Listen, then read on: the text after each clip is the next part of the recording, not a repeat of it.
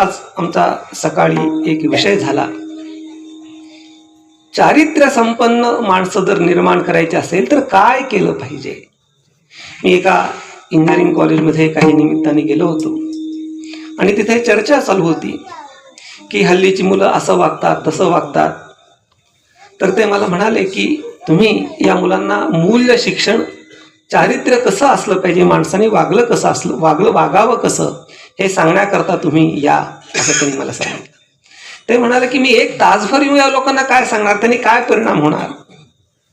मग त्यांचं तुम्ही जे लोक शिकवतात ना त्या शिक्षक लोकांना तुम्ही हे सांगा. त्यांना म्हटलं त्याचाही काही उपयोग नाही. त्याचं कारण काय की चारित्र्य हे चारित्र्यातून निर्माण होतं. चारित्र्य हे भाषणातून, बोलण्यातनं, कीर्तनातनं निर्माण होत नाही. ब्रह्मलीन काजवे महाराज हे चारित्र्य संपन्न होते आणि त्यांनी चारित्र्य